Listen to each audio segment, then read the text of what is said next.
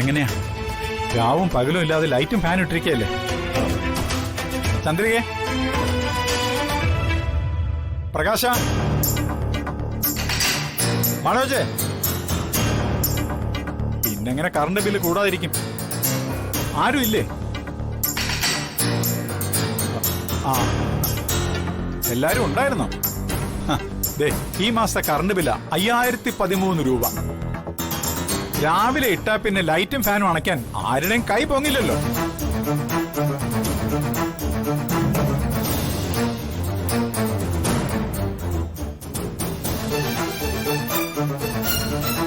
ലൈറ്റും ഫാനും ആവശ്യത്തിന് ഇടാൻ അറിയാമെങ്കിൽ ആവശ്യം കഴിഞ്ഞാൽ ഓഫ് ചെയ്യാനും അറിയണ്ടേ?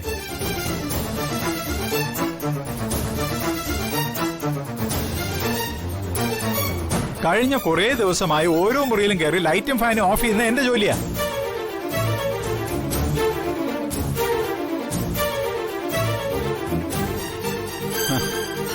തന്നോളം വളർന്ന മക്കളുണ്ടെന്ന് പറഞ്ഞിട്ട് എന്താ കാര്യം? ഒരെണ്ണത്തിന് പേരിന് പോലും ഒരു ഉത്തരവാദിത്വമില്ല.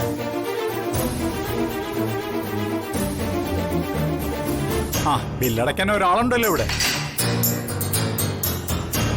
അപ്പൊ പിന്നെ കുറച്ച് അധികം എരിഞ്ഞോട്ടാനായിരിക്കും അല്ലേ?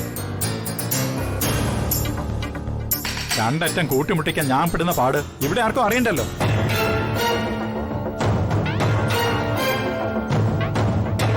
ചന്ദ്രിക, മക്കൾക്കോ ഉത്തരവാദിത്വമില്ല. നിനക്കെങ്കിലും ഒന്ന് ശ്രദ്ധിച്ചൂടായിരുന്നോ? ഞാൻ പുറത്തോട്ട് പോയപ്പോ ഈ വീടിന്റെ ഉടമ രാധേശ് ഇങ്ങോട്ട് വരുന്നുണ്ടല്ലോ. അതും മാധവേട്ടൻ അടുത്ത മാസം മുതൽ വാടക 2000 രൂപ അധികം കൊടുക്കണമെന്നാ പറയുന്നേ. ആ,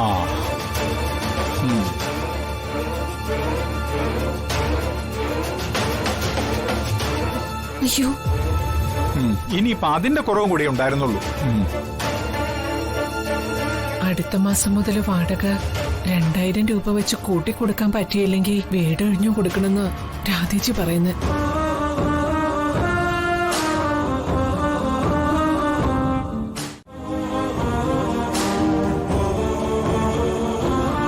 ഇനി ഈ കാര്യത്തിൽ യാതൊരു വിട്ടുവീഴ്ചയും ഇല്ല. അച്ഛാ, പെട്ടെന്ന് ഇങ്ങനെയൊക്കെ പറഞ്ഞാല് എന്റെ വീട് പണി നടക്കുകയാണ്. അതിനിടയിൽ ഒരു തുക വീട്ടു ചെലവിനെന്ന് പറഞ്ഞ് മാറ്റിവെക്കാൻ എനിക്ക് പറ്റില്ല. എല്ലാം ഒരു കണക്കുകൂട്ടലിലാണ് പോകുന്നത്. അതേടാ, നിനക്ക് കണക്കുകൂട്ടലുകളുണ്ട്. ഇടയ്ക്കിടയ്ക്ക് പിഴച്ചു പോവെങ്കിലും ഈ നിൽക്കുന്ന മനോജിനുമുണ്ട് കണക്കുകൂട്ടലുകൾ. എല്ലാ കണക്കുകൂട്ടലും തെറ്റിയത് എനിക്കാ. ആ, ഇനി ഞാനും എല്ലാത്തിനും കണക്ക് വയ്ക്കാൻ പോവാ.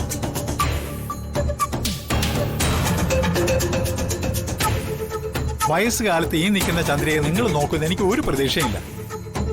എന്റെ കാലം കഴിഞ്ഞാ എന്നെ വിശ്വസിച്ചിറങ്ങിയ ഈ പാവത്തിന് കൂടും കുടുക്കയും എടുത്ത് തെരുവിലേക്ക് ഇറങ്ങേണ്ടി വരും. ആ, ആകെ ഞാനായിട്ടുണ്ടാക്കി വെക്കില്ല. ലോണെടുത്ത് ഞാനും വയ്ക്കാൻ പോവാ ഒരു വീട്. അത് എങ്ങനെയാണെന്നും എന്തിനാണെന്നും ഒക്കെ സൗകര്യം പോലെ അങ്ങ് ബോധ്യപ്പെടുത്തി പോവാം. അല്ലെങ്കിൽ അത് തടസ്സപ്പെടുത്താനും കാണും മക്കളിൽ ആരെങ്കിലും. എല്ലാരും കേൾക്കാൻ ഒരു കാര്യം ഞാൻ പറയാ. ഇന്ന് മുതൽ അങ്ങോട്ട് ചെലവാക്കുന്ന പൈസയുടെ തുല്യവിഹിതം തരാൻ പറ്റുന്നവർ മാത്രം ഈ വീട്ടിൽ നിന്നാ മതി. ബാക്കിയുള്ളവർക്ക് അവരുടെ പാട് നോക്കി പോവാം.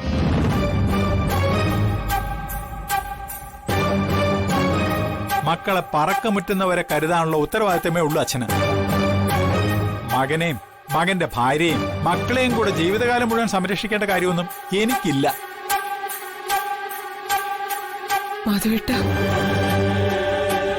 മതി, എന്റെ ഭാര്യയും മോനും ഇനി ആരുടെയും ഓശാരത്തിന് വരുന്നില്ല. എന്റെ പങ്കേ ഞാൻ തരും.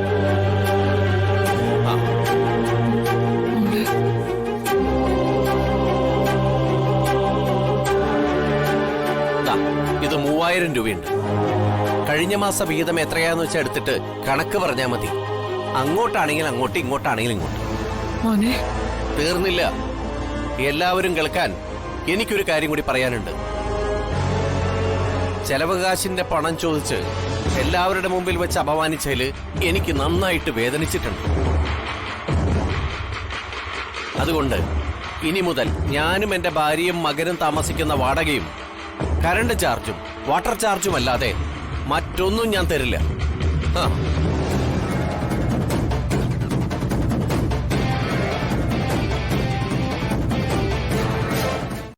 പ്രകാശേട്ടാ, പിന്നെ ഈ നിൽക്കുന്ന ഒന്നിനും പോരാത്ത മകനുണ്ടല്ലോ, മനോജ്. ഇവന്റെ ചെലവോ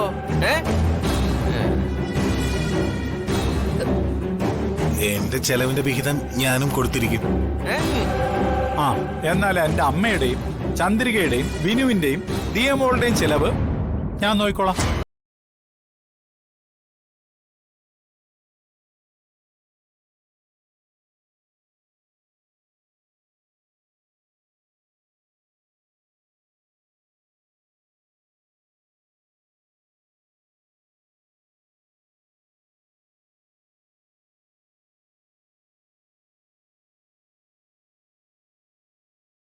കഴിയാൻ പോകുന്നത്.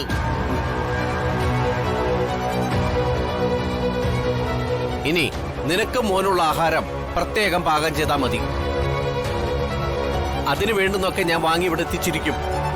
ഇതേ പ്രകാശന്റെ ഓർഡറാ.